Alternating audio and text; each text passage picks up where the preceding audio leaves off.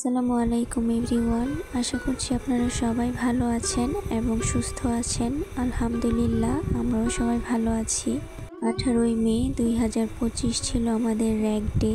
তো প্রোগ্রাম শুরু হওয়ার একদিন আগেই আমাদেরকে বলা হয়েছিল সকাল 9টায় কলেজে থাকার জন্য। বাট আমি ঘুম থেকে উঠতে এতটাই লেট করে ফেলেছিলাম যে যেতে যেতে প্রায় 10টাই বেজে গিয়েছিল।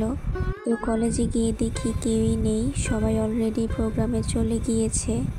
আমি প্রায় 1 মাস পরে আজকে কলেজে আসলাম।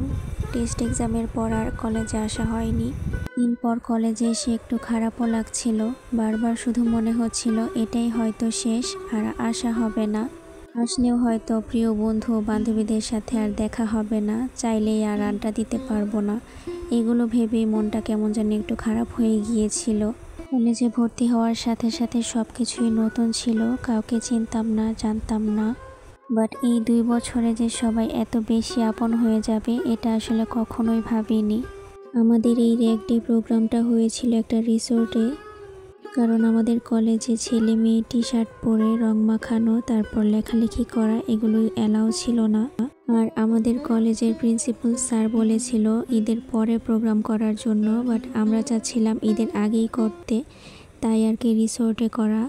এখন যেহেতু বর্ষাকাল তাই আমরা সবাই অনেক বেশি ভয় পাচ্ছিলাম কখন জানি বৃষ্টি চলে আসে, আর বৃষ্টি আসলে তো আমাদের প্রোগ্রামের 12টা বেজে যাবে। বাট ওই দিন এত সুন্দর একটা ওয়েদার ছিল, জার্নি করার জন্য একদম পারফেক্ট একটা ওয়েদার। আর রিসোর্টটা যেহেতু একটু গ্রামের ভেতরে ছিল তাই যেদিকেই যাচ্ছিলাম শুধু ধান ক্ষেত আর ধান ক্ষেত, যদিও ধান ছিল না, আগেই কেটে ফেলা হয়েছে। তারপরও গ্রামের পরিবেশ দেখে আমরা অনেক বেশি এনজয় করছিলাম। তো এই তো গ্রামের পরিবেশ দেখতে দেখতে চলে আসলাম রিসোর্টে।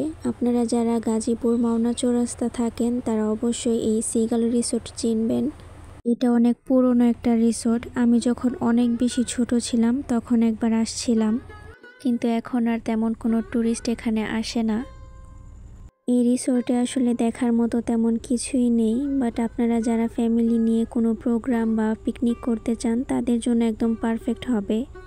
আপনাদের সুবিধার্থে আমি আমার ডিসক্রিপশন বক্সে সিগাল রিসোর্টের লোকেশনটা দিয়ে রাখবো। আপনারা যারা চান এখানে আসতে তারা লোকেশন দেখে আসতে পারেন। তো আমরা রিসোর্টে ঢোকার পর দেখি সবাই অলরেডি চলে আসছে, আর যে যার মতো ছবি তুলছে, এনজয় করছে। আমরাই সবার লাস্টে গিয়েছিলাম। প্রোগ্রামটা যেহেতু একটা রিসোর্টে করা হয়েছিল তাই অনেকের বাসা থেকে এটা অ্যালাউ করতেছিল না এখানে আসার জন্য, তাই অনেকেই আসতে পারে নাই। আর যাদের বাসা থেকে পারমিশন দেওয়া হয়েছিল শুধু তারাই এখানে আসতে পারছে। তো যারা আসতে পারে নাই তাদেরকে অনেক বেশি মিস করতেছিলাম। আর রিসোর্টে আসার সাথে সাথেই তো আমার বান্ধবী ছবি তোলা শুরু করে দিয়েছে। তো রিসোর্টে গিয়েই আমরা ফার্স্টে আমাদের জন্য যে টি শার্টগুলো রেডি করা হয়েছিল সেগুলো নিচ্ছিলাম। এখানে আমাদের একটা ফ্রেন্ড সবাইকে সবার টি শার্ট বুঝিয়ে দিচ্ছিল। আসলে ওদের কথা না বললেই না, র্যাগ ডের সেই প্ল্যান থেকে শুরু করে প্রোগ্রামের দিন পর্যন্ত তারা অনেক বেশি কষ্ট করেছে। তো যাই হোক, রিসোর্টে দেখলাম একটা প্লে জোনও ছিল, আর এটা দেখে তো আমরা মহা খুশি। কে কার আগে দোলনায় উঠবে এটা নিয়ে সবাই কাড়াকাড়ি করতেছিল।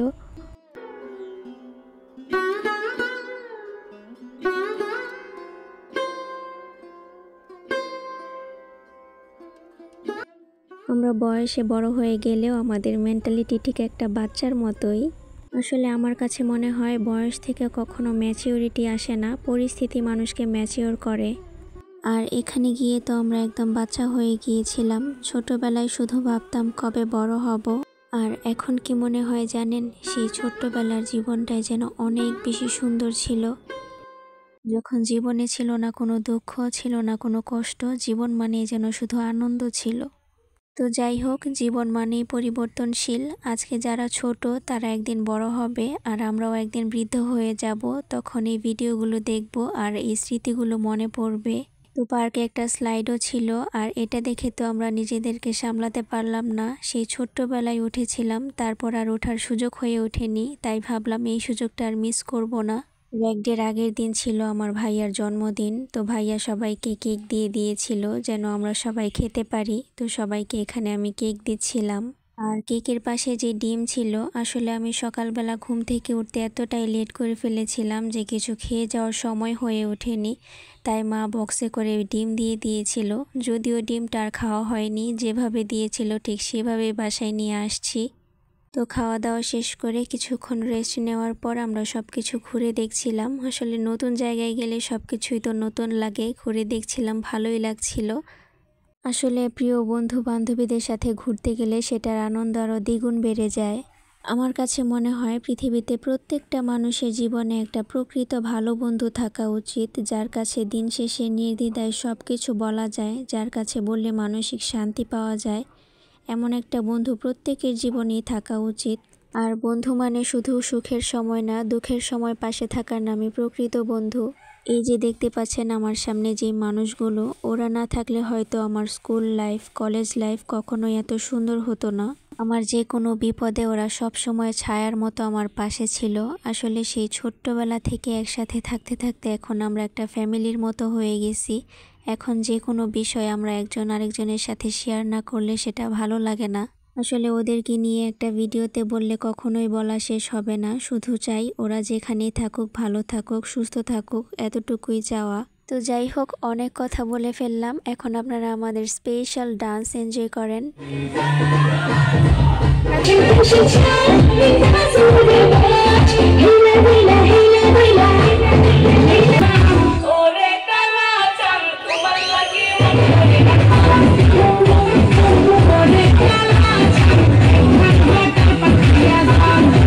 কপিরাইট ইস্যুর কারণে ফুল ডান্সের ভিডিওটা শেয়ার করতে পারলাম না। আসলে ভিডিও তেমনভাবে করা হয়নি, ছোট ছোট কিছু ক্লিপ নিয়ে রেখেছিলাম অ্যাজ এ মেমোরি হিসেবে রাখার জন্য আর আপনাদের সাথে শেয়ার করার জন্য।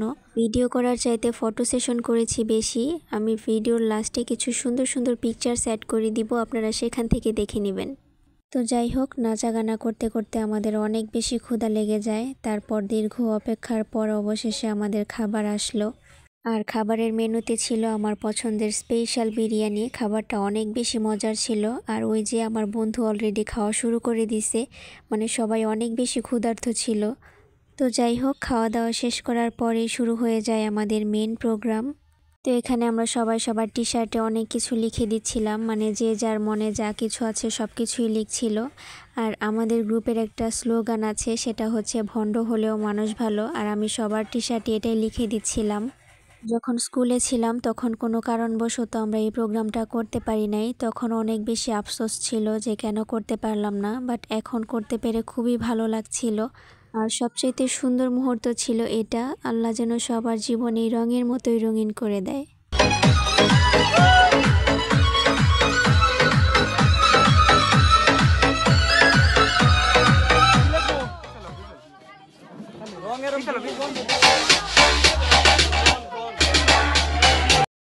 তো এটাই ছিল আমাদের র্যাগ ডে বা বিদায় অনুষ্ঠান। ভিডিওটি আপনাদের কাছে কেমন লেগেছে কমেন্ট করে জানাতে ভুলবেন না। সবাই ভালো থাকবেন, সুস্থ থাকবেন, আমাদের সবার জন্য দোয়া করবেন। আল্লাহ হাফেজ।